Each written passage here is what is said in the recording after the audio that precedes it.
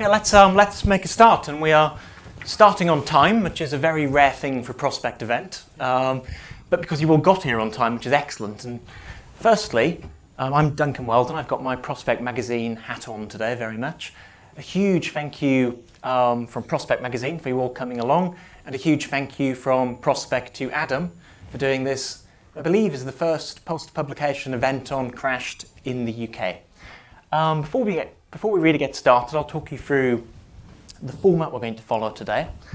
But can I just quick show of hands, just try and get a sense of where we are. Have many of you had a chance to read Crashed yet? Not bad, because it is a big book and it has not been out for very long. And I presume most of you have had a chance to read the reviews in Prospect and elsewhere. Excellent, excellent. We vaguely know what we're talking about. And Adam needs a little introduction, especially to people who have chosen to come along and see him talk in late August. Just to be clear, this is Adam Tooze, who has written Crashed. If you're in the wrong event, now would be the time to leave, although I'm afraid you will not get a refund. In terms of format, I'm going to hand over to Adam in a moment to talk us through, to give us a quick presentation, not so much about the book, as about some of the stories behind the book. I think hopefully you will find it as interesting as I did. I'm then going to have a chat with Adam for maybe 25 minutes, half an hour, on some things which interested me in the book. And this is very much Chair's prerogative. I'm going to talk about things which interested me, and hopefully you'll find some interest in it as well. At which point we're then going to have a special unadvertised guest segment on Turkey, which we'll talk about when we come to it. But it seemed that, we'll talk about it when we come to it, but it seemed that given that the financial action of the moment is in Turkey, why not talk Turkey when we've got a very eminent historian of financial crises in the room. We've got a special guest who's got their own chair and everything, but we'll talk about that when we come to it. After which we will throw it open to the audience for your questions, your comments, and we'll get a debate going. Finally, at 8 o'clock, you're all invited to come upstairs for a post-event drink. Looking around the room, I can see some people from think tanks. You will find the quality of the wine quite good. You can see quite a few people from the financial sector. You're going to be disappointed. That's all I'm saying. But we hope you can join us for that. So as before I hand over to Adam, hopefully you've had a chance to read my review of the book. Some of you have read the book. You've almost certainly read other reviews of the book. Just the two things which really struck me when I was reading it. Firstly, is just how ambitious it is in terms of scope. There are a few books which you really feel like you're reading and you're really covering a 10-year period in this way. You're covering the finance, the economics, the domestic politics of the key countries, the geopolitics. It all comes together, and I think we'll get a flavour of that this evening. It is anyone that's read Adam's previous books will know what to expect. Wages of Destruction, The Deluge. But secondly, what really struck me was this truly is a work of contemporary history. It's often said that the first draft of history is written by journalists. Admittedly, that's something journalists tend to say and historians tend not to say, but it's something that's out there. I think what's often underappreciated is the second draft of history is also usually written by journalists. And most of the books that we've had so far on the crisis have been written by journalists. I still am a journalist some of the week. I was a journalist, no disparaging of journalists, but Adam's book, that's not what you're getting. This is not a long-form piece of journalism. Lots of those early crisis books, some of which I really enjoyed, were very much that American style of deep, insidery, contact-led reporting, very focused on people making their decisions in a snap moment. And, to prove they had lots of access, they'd put in lots of colour. So you knew exactly which restaurant Jamie Dimon was in when you got a phone call inviting him to a meeting at the Fed, or exactly how many times Hank Paulson retched into the bin in his office after the TARP vote was. Again, these are not the sort of things we're getting in Adam's book. What we're getting is the first history of the crisis written by an actual practitioner of the art of history. I think you see that particularly in those early chapters when we're looking back a few years. But what's really impressive is that sort of depth of analysis, that sophistication of analysis, that interrogation of sources continues in the book all the way up to the end of 2017. And in about an hour's time, we'll ask Adam about what's happening last week in Turkey, which is really the test of, how contemporary can we make history. At which point I'll hand over to Adam for his talk. Thank you, Duncan. It really is a particular pleasure to be here. working with Prospect over the last couple of years has been a real pleasure, and thank you all for coming. The question for me, I guess, was how in a short talk like this I can add any value to a big book that's been out for a few weeks, the main themes of which have been widely trailed in articles and reviews, with a chair who wrote one of the best reviews and an audience studded with folks who I know from finance Twitter are more expert about financial markets than I will ever be. So I thought the most obvious thing I could do, and I'm the only person who can do it, is to explain how I came to write this book. And the simple answer is that I didn't set out to write it. And even when I had set out to write it, I didn't know what I was letting myself in for. So rather than setting out to write this book about the financial crisis, I was driven to it by a question I couldn't answer about history. I started thinking about the financial crisis literature really quite late in the game. I'd spent 2006 through 13 in the long dark tunnel that was the preceding book, Deluge, about World War I and its aftermath. And as I emerged from that, I realized the extent to which the history of the financial crisis of 2008 was already being written in that first, second, whatever it is, draft. And how, on the other hand, how frustrating I found those early accounts. Or rather, it was one book in particular that really got me going, and that's Reinhart and Rogoff's This Time is Different, 8 Centuries of Financial Folly. Now, I don't have time to get into details here, but suffice to say that I found their notion of history so utterly reductive that it demanded a rebuttal. And to develop that rebuttal, I decided to teach a course about the different ways in which histories of the crisis were being written, as much, frankly, to get a multidisciplinary group of students to think about what history actually is, as to get them thinking about the financial crisis. This just seemed like a really good object lesson in the kind of immediate creation of history and how many different notions of history there are out there and what the costs and benefits are, if you like, of those different notions. And as I was saying, the particular costs that are associated with the one that Reinhart and Rogoff pursued, which seemed to me a particularly empty conceptualization of history. But doing this, embarking on this project of teaching what was in a sense a kind of historiographical review of the literature of the crisis, I soon realized that to produce a narrative of the historiography of the crisis, a history of the history as it was emerging, you actually had to have a narrative of the crisis yourself. You ended up in this kind of recursive situation, just shuffling other people's stories about without any anchoring, and a story of your own is in the end kind of a rather lame exercise. And I didn't have that story, and I didn't like anyone else's. But what I was piecing together was really getting me interested, and one theme in particular, the one that's really the red thread running through this book, Crashed, was really gripping me, and that was the question of the transatlantic financial relationship that I think is key to the crisis of 2008 and the kind of hidden story of its aftermath. Now, there are a couple of aha moments. Duncan's asked me to be brief, and I really do want to get to Q&A as quickly as possible. So I'll summarize these as stenographically as I can, at the expense perhaps of intelligibility. We can come back to them. Duncan's also asked me to minimize the slides, and I have been very obedient in this respect, so I think there's only 3. And the first, and it has to be this one, or maybe it's 4, but it has to be this one, is this remarkable paper by Borio and Desayat from the BIS, an astonishing paper which came out in 2011, and questioned the prevalent story, and it was a powerful story, both in its analytic grip and its influential endorsement by Ben Bernanke, no less, that it was a so-called savings glut in the emerging markets, represented typically by graphs like this, where you can see China's surplus on the one hand and America's deficit on the other, that set up the financial conditions for the crisis. And what Borio and Desayat showed was that this was an illusion created basically by the focus of regular macroeconomics on net flows, that's inflows minus outflows, and you focus on only that net bit in between.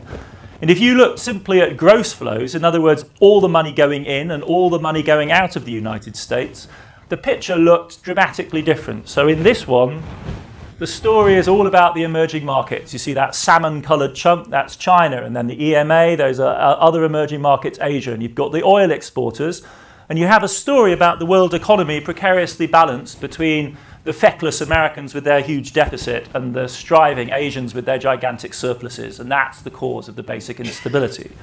If you look at this map of the global economy centred on the United States and the flows in and out of the United States, the shocking thing is that the Asians that were so crucial in the earlier story are just this little tippity tip up there, and the big numbers are all down here, and that's the United Kingdom and the Euro area. In other words, the City of London and the financial centres of Europe. There's more money flowing into the United States from the UK than from all of the Asians put together before '08. Of course, it nets out against huge flows of money out of the United States to the UK, which you see on the right-hand side. But what this is telling you is that the total metabolism, if you like, of global finance continued to be transatlantic, and it's that metabolism which suffers the heart attack of '08-09 when the flows suddenly contract. It isn't, in fact, the Asian bit, it's the European bit. So there was a deep misunderstanding here in expecting the crisis of '08 to unravel on the Sino-American axis, a particular view of globalization which had basically been disproven by the events of that year. This was a North Atlantic crisis. This isn't perhaps news, and it strikes me saying this in London that perhaps in London is the place it's least news for, because London is the anchor of all of this. But speaking to American and German audiences, this is really shocking in its impact. Another moment, another aha moment that really began to shift my understanding of '08 towards a transatlantic view was Peter Spiegel's jaw-dropping account in the FT. Many of you may remember it. It came out in 2014. Of what actually happened behind the scenes in November 2011 at the Cannes G20 meeting, when to the dismay of the Germans, Sarkozy the President of France, handed the chair of the G20 meeting on the Eurozone to Barack Obama. President of the United States was going to preside over a critical meeting that would decide the fate of the Eurozone. Why? Because at the deepest moment of impasse in the history of Europe at that point, only the US had the heft to balance Berlin and to force through some solution that made macroeconomic, or perhaps we should say macro-financial sense. The US, in other words, remained pivotal to the European balance in a manner oddly reminiscent of 1945 or 1919, or frankly 1989. The United States is still the anchor of European politics at that moment. And then fitting neatly in between these two sort of odd realizations that America and Europe remain the heart of this global crisis in the 21st century, fitting neatly in between there is the revelation of the swap line story, and more generally the lender of last resort activity of the Fed, pumping literally trillions of dollars into the global banking system in 2008, with more than half the liquidity provided to the big banks going to European and not American recipients. So there are two phases of this: the money provided in New York to the banks individually down the left-hand side. And you can see this as a result of a freedom of information suit brought by Bloomberg. We actually know who received lender of last resort facilities and when. And you can see the share of the European big banks down the bottom here is enormous. And then by means of the so-called central bank liquidity swap lines, we can say much more about this in Q&A. These are billions of dollars, so those are trillions. So that's $4.45 trillion in 28-day term liquidity swaps provided to the central banks, critically the ECB. This is the money, this isn't a bailout, this is a liquidity injection to enable the European banks to maintain their vastly inflated balance sheets. And with those three pieces, you really have the first two-thirds of this book in place. The story of how a massive and lopsided system of financial interconnection was built, how it was built up, a system for which there was no overarching, politically legitimated backstop. This is what we, of course, typically say about the Eurozone, but it was also, in fact, true of the transatlantic axis. In fact, then, in 2008, to pull the, whatever it is out of the fire, what is it you pull out of fire? The chestnuts out of the fire. The Fed stepped in and backstopped the European banks with this massive provision of liquidity. And after that, the Obama administration, in a greatly underrated behind-the-scenes diplomacy, tried to keep Eurozone on the rails by balancing Germany with a variety of coalitions, which finally in 2012 enabled Mario Draghi's move to reactivate the ECB, at least rhetorically. So conceived in this way, this history, this project, was a direct continuation of earlier work of mine on the transatlantic relationship, the two books that Duncan mentioned, Delude and Wages of Destruction, which also had revolved around this axis of political economy and the Atlantic sphere. It was all the more interesting, I think, for the fact that this politics had shifted to the point where it could no longer be publicly articulated. The remarkable thing about this, when you set it against that trajectory of transatlantic relationships, is how furtive this was, and how below the radar. There was, of course, an Obama moment in 2008, but that was very different in substance to the Marshall Plan days or the Wilsonian moment of 1919. The constructive transatlantic politics of 2008-12 took place largely under the covers, whilst in public, in fact, both sides conducted something of a bun fight over the governance of the global economy. So this is a political or a non-political minefield, and it's essential, therefore, to be careful about, not putting our feet wrong here. The lender of last resort function that the Fed is performing here in providing this massive amount of money to the European banks should not be misdescribed. The Fed wasn't involved in a transatlantic bailout, nor was what it was doing secret.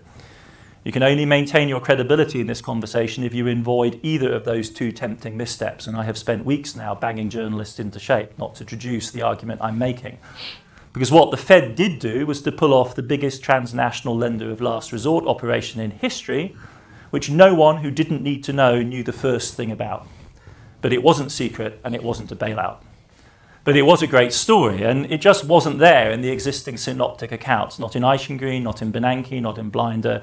Irwin's book, Alchemists, which I think is one of the very best early journalistic accounts, does get it, but he loves the central bankers just a little bit too much. And in the end, it is a journalistic, person-centered narrative rather than an account of the financial system and its imperatives. But there was, and this is where I want to say a thank you to many people in this room, a burgeoning world of finance Twitter and blogging that did have this story. And there was something to translate here out of that community of discourse, which was very early on this story and its significance, and to translate it to a wider audience and to spell out its historic significance. And apart from the BIS, I'd like to explicitly acknowledge the role of Alphaville in particular as a forum for talk about this, and Perry Merling and INET for foregrounding this stuff right from the very beginning. And I think of this book really as an effort to translate this story that community of insiders developed about the crisis into a wider narrative and to formulate its historical significance. Because that is something distinctive and of a very technical variety, but with very great significance, I think. What they were showing went beyond the sensation of the swap line story itself, however. What they were showing was that what we need to shift, what we need to quite fundamentally reassess, is how we think about international economics. Shin of the BIS has this great image of abandoning the idea of thinking about international economics as interrelationships between islands, and instead beginning to think about international economics as transacted in a network of interconnected, a matrix he calls it in somewhat sinister language, a matrix of interconnected corporate balance sheets. Now, critics of globalization had been saying this for ages, ever since the 1970s, but the grip of the national economic model in macroeconomics was profound. And that had a peculiar significance for me personally, because my very first book, the book of the 1990s, my PhD book, was a history of how the national economy got constructed as an object of accounting and government by national economic statistics in the 1920s and 1930s in the Weimar Republic. And our modern, or perhaps I should say mid-century modern conception of the macroeconomy as an object of government took shape at that moment in the early 20th century. And I argued that it wasn't because of the genius of John Maynard Keynes, to whom this is very familiarly attributed in the Anglosphere, but much broader historical imperatives in the aftermath of World War I shaped that conception of the national economy as an object of government and measurement. And what I was suddenly discovering in this sort of quasi-underground literature that was percolating out by way of Alphaville, BIS, Perry's work, and so on, was that 100 years on, we were witnessing in 2008 another massive structural earthquake that was rendering that description of the national economy as a single coherent entity organized around an entity like GDP increasingly anachronistic. Though I hate to say it, 2008 made simplistic standard international macro look like its own kind of zombie economics. One of those bad sets of economic ideas still stalking the world, making it quite difficult for us to understand what was going on. So at this point, for all of these reasons, this project went from being a kind of finger exercise of a historiographical variety to a project which really felt as though it had my name on it. But the idea that it was a sensible bit of history to write, the fact that this was a project one should actually in a reasonable state of mind undertake, I have since come to realize depended on rather broader background conditions than my intellectual biography. I came to the story in the autumn of 2013 at a moment when it seemed like we actually had narrative closure. So I became the victim, if you like, of our own complacency at that moment. The crisis had been contained. Draghi's whatever it takes had killed the panic in the Eurozone. Obama's re-election in November 2012 had knocked the crazies on the head in the United States and confirmed the crisis managers as the coming generation. Remember the talk of 2012 as the last white election in American political history. That seems a long time ago now. But it was that moment of complacency, which I shared with Dan Dresdner and a whole bunch of other people, that enabled me to start writing. Because it's when you've got that closure that you feel as a historian, right, okay, I can start moving now to a recapitulation. And as observant reviewers have noted, Crashed is therefore no radical tract. I don't go as far as Dan Dresdner, who announced that the system worked, and this was the learning, or Fareed Zakaria attributed this idea to me. It's not my point, because I don't really think you can say there was a system that worked. But the stabilisation effort, improvised by very powerful people, did work. So the politics of this book are not Marxist, in the least, but Keynesian to the core. Because it's about elite action and how it can work at certain moments, and the consequences of elite action being blocked or self-blocking, as we see in the Eurozone, and the catastrophic consequences of that kind of elite malfunction. And even so, in the very best case, we are clearly left in the aftermath of the crisis in a grey zone, what Barry Eichengreen, I think, very well described as the hall of mirrors. We didn't quite bottom out, so we never really developed the radical energy of reform that would have led us into a kind of New Deal era. Instead, we live in a world permanently distorted by the side effects of massive interventions, though, of course, that language should not be taken to imply that we were ever undistorted. We inhabit not so much a second nature as a third or a fourth or even a fifth nature now. So I'm not sure you would call it a happy end, more like cold comfort perhaps, but it was a stable outcome of sorts, and it seemed like a vantage point from which one could write a history. And then, of course, in rapid succession from the autumn of 2013, as I began writing the book, the stabilising frame began to come apart. And this is what I meant by saying that even when I did embark on the project, I didn't know what I was letting myself in for. Because the list of shocks is familiar: Ukraine, Syria and Greece, Syriza and Greece, the China Mir-Nis crisis of 2015-2016, maybe I should have added Syria actually, Brexit and Trump. And each of these shocks forced me to reconsider and rewrite bits of the narrative as I went along. So that stable first two-thirds had a kind of closure to it. And then the book is a kind of constant effort at adjustment in the final part as I try and understand the impact of these shocks. And two of those 5 shocks, Brexit and Trump, were really disruptive, both personally and disorientating intellectually. And they continue, particularly in the US, to overshadow the reception of the book almost completely. Of those two, Brexit, grim as it is, and a devastating blow to many of us personally, will turn out, I think, to be a footnote. Trump, on the other hand, is a crazy wild card of global disruptive impact. And I'll just say that I owe to him and Dennis Rodman a solid, because if there'd been a nuclear confrontation with North Korea, I doubt we'd all be here tonight. We'd have other things to worry about. We wouldn't be fussing about the history of the financial crisis. Instead, he gave us a trade war, which makes Crash seem relevant, and caused me to question whether, in retrospect, I shouldn't have given more emphasis to the question of trade, the second phase of the Obama administration, TP and TTIP, etc. And that's certainly the pitch that Tim Geithner gave me when I had the chance to discuss this with him, courtesy of Brad Setzer.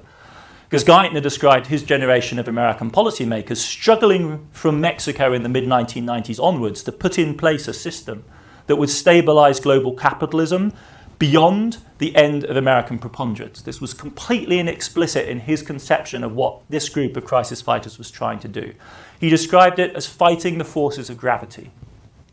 Basel, the swap lines, IMF expansion, TPP, TTIP were all part of that effort to institutionalize a structure before America's dominance waned.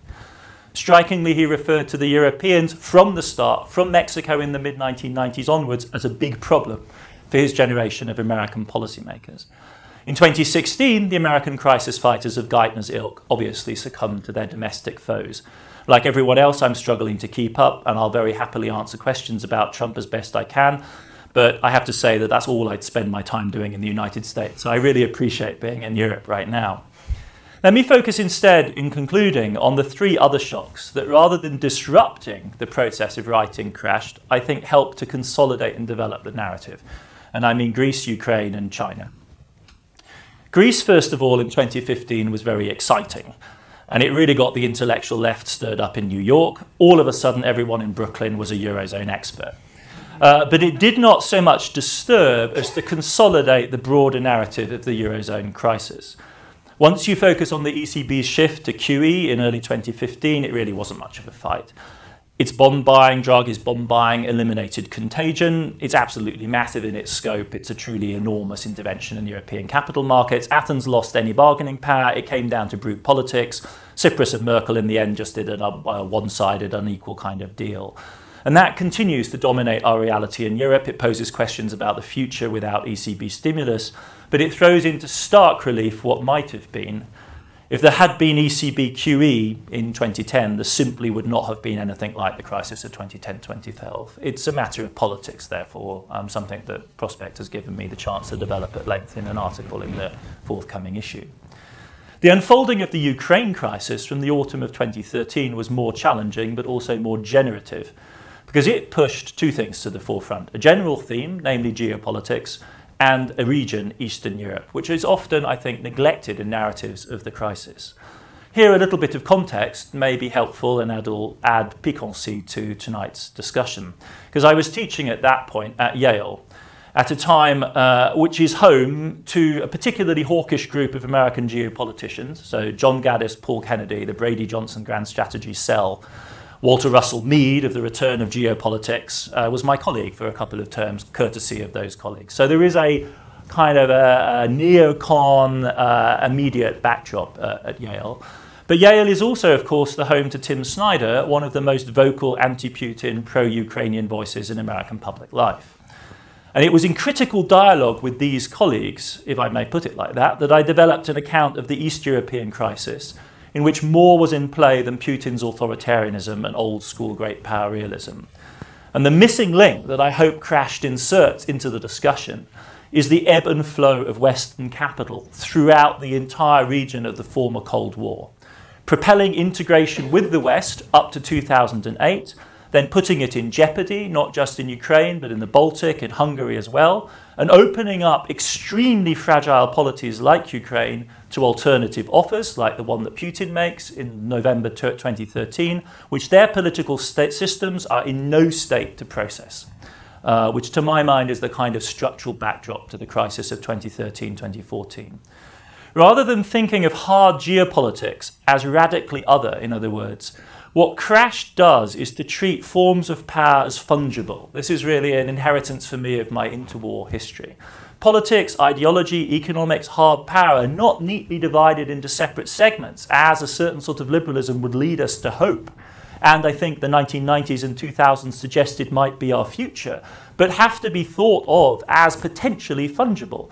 There are periods and spheres of the world in which violence can be held at bay, but this is a contingent achievement. It may itself depend on the deployment or the threat of violence, and it's certainly not something to be taken for granted. And with this in mind, it's worth remembering that this right now, 2008, August, is the anniversary not just of Lehman, but of the war in Georgia, the moment at which Putin made good on his promise to stop Western expansion in its tracks. Now, in the summer of 2008, the Russians apparently sounded out the possibility with China of a bear raid on American assets to trigger what was widely feared at the time, namely a collapse in the value of the dollar.